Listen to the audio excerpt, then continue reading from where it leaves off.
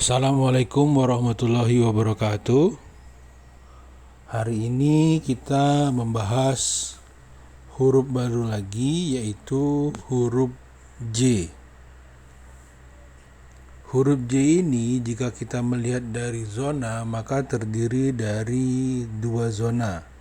Jika dia huruf kecil, maka zonanya meliputi zona middle dan zona lower.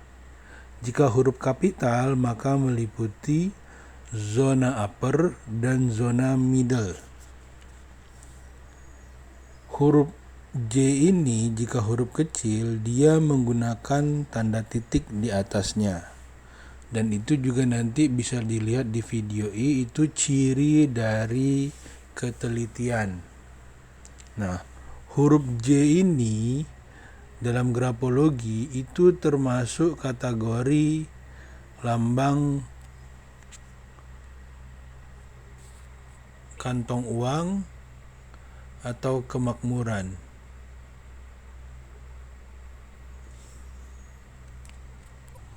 Huruf J ini kalau di video 3 tahun lalu itu berisikan tentang huruf kemakmuran dan intuisi. Dan huruf J ini 3 tahun lalu saya gabung dengan huruf Y dan huruf G karena sama-sama di lower. Tapi untuk pendalaman materi kali ini saya buat huruf J-nya itu terpisah sesuai dengan alfabetnya, yaitu huruf J. Huruf J jika titiknya bulat maka itu mencirikan ketelitian dan daya ingat. Bentuknya juga sama, tetapi pada bagian ini saya tidak akan membahas bentuk titik pada huruf J-nya. Bentuk titik pada huruf J bisa teman-teman nanti kombinasikan di huruf I. Sehingga saya akan lebih fokus ke bentuk-bentuk atau mistiknya huruf J ini. Sekarang perhatikan huruf J pada gambar 1. Huruf J pada gambar 1, tarikan lowernya ini termasuk memiliki loop yang besar. Dan perhatikan tarikan lowernya. Tarikan lowernya itu balik lagi ke dalam zona middle. Ingat, zona upper, middle, lower. Zona upper dan lower itu semua masuk kategori mental orientation, sedangkan realitinya itu ada di zona middle. Sehingga begitu ditarik lagi masuk ke zona middle, maka orang-orang yang di nomor 1 ini memiliki potensi imajinasi yang luar biasa dan ia mampu membuat gambaran mentalnya di otaknya, serta dia mempunyai keinginan untuk mewujudkannya ke dalam kehidupan sehari-hari. Termasuk zona lower itu berhubungan dengan materi dan seksual, depan alat kelamin, belakang dompet. Sehingga orang-orang yang menulis dengan nomor 1 ini adalah orang-orang, ditambah lagi menulisnya itu tarik lurus sehingga ada karakter determination di situ. Sehingga ia orang yang membuat mental orientationnya itu dibentuk menjadi reality orientation. Nah, beda dengan nomor 2. Nomor 2 huruf J-nya itu persis seperti huruf I, tetapi karena dia masuknya ke dalam zona lower, maka ini menjadi huruf J. Dan orang-orang yang menulis seperti ini, dia sedikit berbeda dengan poin nomor 1. Orang-orang yang seperti ini, dia hanya pada mental orientation, mampu menyederhanakan dari yang rumit, tetapi kurang efisien dalam membentuk kenyataannya. Mana yang bagus antara 2 dengan 1? Kalau saya masih prefer yang pertama. Nah, tetapi ingat, karena ada karakter determination, dia masih oke. Kalau seandainya dia mengayun, nah itu yang gak bagus. Ini kebenaran saya memberi contoh semua ada kombinasi karakter determination semua ya. Kalau bagi yang mengikuti kelas terapi pasti paham yang saya sebut mengayun seperti itu. Nah, tanda nomor 3 yaitu tanda sekunder dari imajinasi. Sama, dia di lower tapi tidak masuk ke dalam zona middle, sehingga dia menjadi tanda yang belum terlalu positif untuk imajinasinya. Tetapi kalau dari segi energi dia sama, apalagi kalau seandainya panjangnya itu di atas 4,5 mm, itu kategori yang bagus untuk panjangnya. Tapi balik lagi, kalau seandainya dia balik ke dalam zona middle, itu jauh lebih bagus. Nah, nomor 4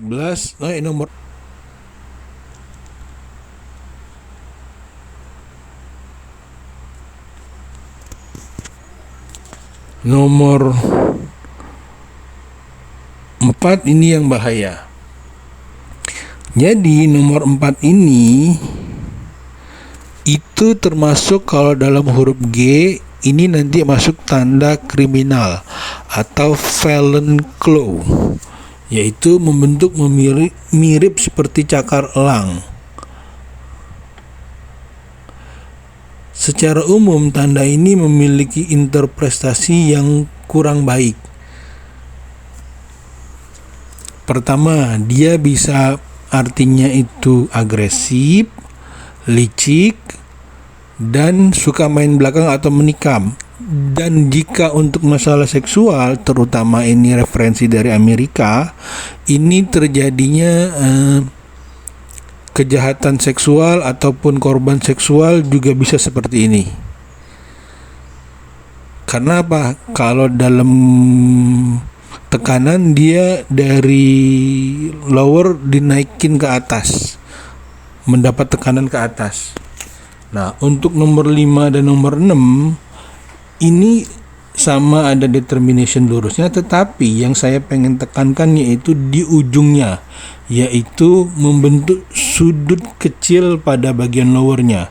Ini ciri-ciri agresif,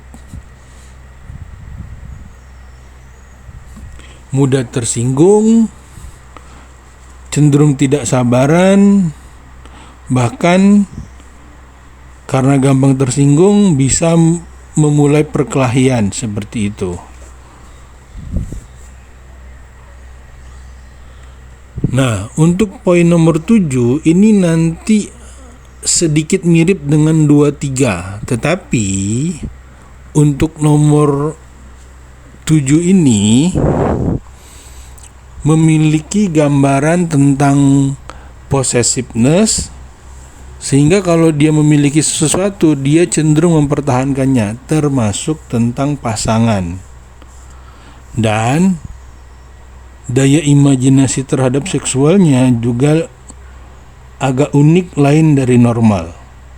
Semua bentuk-bentuk yang tidak normal pasti ada sesuatu juga yang tidak normal, termasuk nanti letaknya ada di zona mana, apakah bagian upper, middle, atau lower. Nah, nomor 8 ada kemiripan dengan 5 dan 6, tapi nomor 8 ini membentuk sudut menjadi segitiga, sehingga memiliki kecenderungan pada alam bawah sadarnya untuk mendominasi atau menekan orang lain untuk mengikuti keinginan dia. Dan karena ini berhubungan dengan zona bawah, berarti juga nanti bisa berkaitan dengan area seksualnya, seperti itu. Nah, untuk nomor 9 dia seperti huruf G yang ada loop kecil di bagian bawah, yaitu tentang klanis, klan. Nanti ini mirip-mirip dengan nomor 19, tapi nomor 19 itu huruf kapital, kalau nomor 9 ini huruf kecilnya.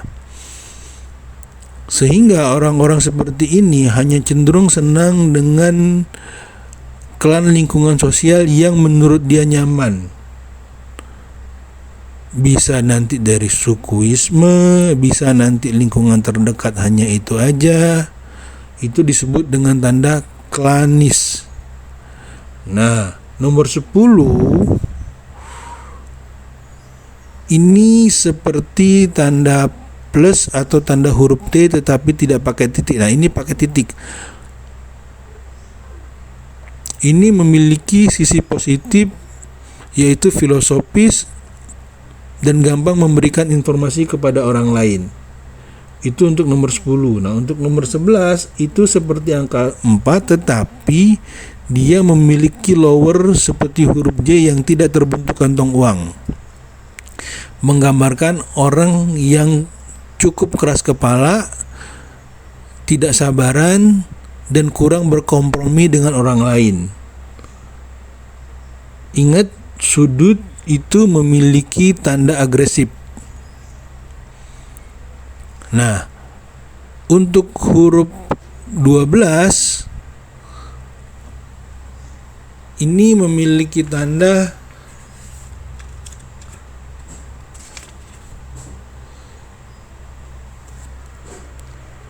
imajinasi yang bagus, loyalnya cukup bagus, dan strong libido. Begitu juga dengan nomor 13 dan 14 mirip, hanya bedanya nomor 13 dan 14 itu terlalu membesar-besarkan keadaan atau situasi, tetapi untuk strong libidonya dan loyalnya sama. Seperti itu. Itu poin 12, 13, dan 14. Nah, untuk poin nomor 15, tarikannya itu mirip 12 tetapi ujungnya itu masuk ke dalam sehingga ada kecenderungan sedikit artistik dan kebutuhan keamanan dalam hal-hal seksualiti atau hal-hal sensual. Nah, nomor 16 bedanya dengan 15, dia membentuk sudut lancip. Kalau nomor 15 tidak memiliki sudut lancip. Ini ada di poin huruf I. Kalau teman-teman perhatikan, ini kalau I kapitalnya itu nanti ada figure of mother dan figure of father. Nah, ini masuk kategori figure of mother atau keterhubungan dengan ibu cukup kuat. Nah, nomor 17 ini seperti huruf G yang ada tarikannya turun ke bawah. Ini disebut dengan fatalism atau fear of success. Yang kita perhatiin apa? Ujung tarikan lowernya itu ke bawah. Ke kanan saja rata tidak boleh, apalagi dia menuju bawah. Itu sama-sama mengartikan kecenderungan takut terhadap kesuksesan, fear of success. Nah, nomor 18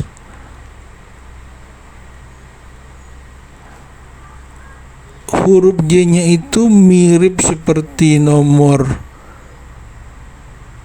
9 atau nomor 19, tetapi dia tidak terjadi loop secara sempurna, hanya sedikit melengkung di bagian bawah, dan ini mengindikasikan adanya keterhambatan dalam mengungkapkan seksual atau sexual inhibited.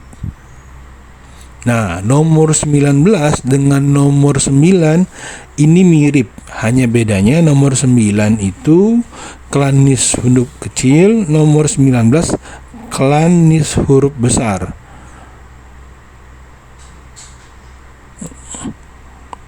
Untuk nomor 20 dia mirip dengan nomor 15 tetapi garis ujungnya menukik ke dalam. Ini memberi arti sexual insurance dan impotent. Ada kecenderungan bisa terlihat seperti itu berdasarkan buku.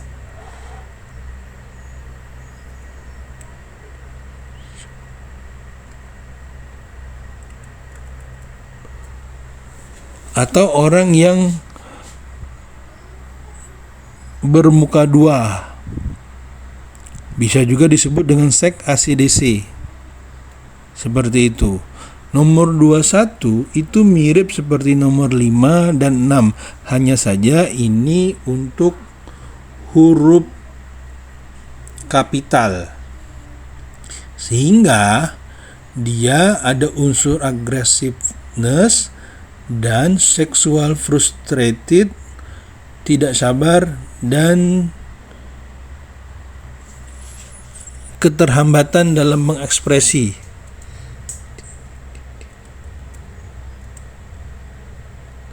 Dan ada unsur pemalu. Nah, nomor 22 dengan nomor 4 itu mirip.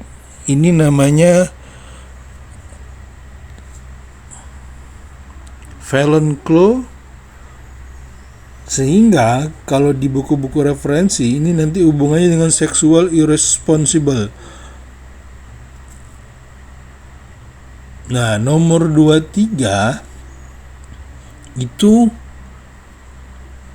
ada kemiripan dengan nomor 7. Hanya saja di sini nanti lebih ke greedy. Tamaknya ada, nomor 7 juga ada tamaknya. Berdasarkan pengalaman saya juga ada. Nah, nomor 24 terjadi putus pada penulisan huruf J. Kecemasan dalam seksual atau mempunyai kelemahan dalam hal seksual.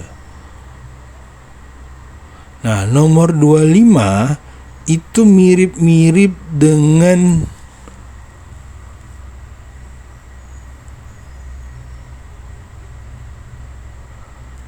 nomor 8, tetapi karena dia tidak sampai membentuk loop ataupun membentuk segitiga sempurna, agresifnya itu masih bisa dipengaruhi.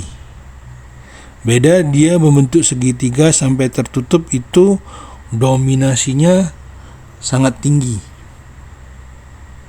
Nah, untuk nomor 26 dengan 27 ini berkebalikan. Nomor 26 itu dominan banget, nomor 27 itu mendapatkan hambatannya luar biasa, apalagi dengan ukuran huruf J yang kecil. Nah, nomor 28 itu mencirikan homoseksual atau lesbian atau seks AC/DC. Itu disebut dengan figure of 8, seperti angka 8. Nah, selain dari itu, untuk tanda-tanda yang tidak optimal itu berada di poin 4, 5, 6, 7, 8, 9, 11, 16, 17, 18, 19, 20, 21, 22, 23, 24, 25, 27, 28. Yang paling ideal itu adalah 1, 12, 13, 14. 3 masih oke. Nah, selain dari itu masuk kategori kurang memberdayakan. Nah, tinggal teman-teman pilih mana yang nyaman, karena semuanya boleh. Nah, di video 3 tahun lalu huruf J itu saya samakan tarikannya itu di lower huruf G. Bentuk gambarnya nggak saya tampilkan. Nah, kali ini gambaran tampilan huruf J-nya saya buat lebih jelas sehingga teman-teman bisa melihat. Ingat, tujuan saya membuat video pendalaman alfabet ini adalah untuk membantu teman-teman melakukan terapi menulisnya lebih optimal. Kenapa? Karena teman-teman tahu, oh, tarikan lowernya harus masuk ke dalam zona middle. Kenapa? Karena ini. Oh, kalau dia tidak masuk ke dalam zona middle, konsekuensinya ini. Oh, kalau putus seperti ini. Nah, itu semua teman-teman bisa dapatkan dengan memperhatikan video-video yang saya kirim dan saya buat, sehingga teman-teman mendapatkan masukan yang lebih optimal. Nah, nanti teman-teman juga tonton video huruf I. Letak titik huruf J-nya itu juga artinya sama dengan video huruf I. Begitu juga dengan bentuknya. Itu juga memiliki arti yang kurang lebih hampir sama. Oke, saya rasa cukup demikian. Nanti kita lanjut lagi di video berikutnya.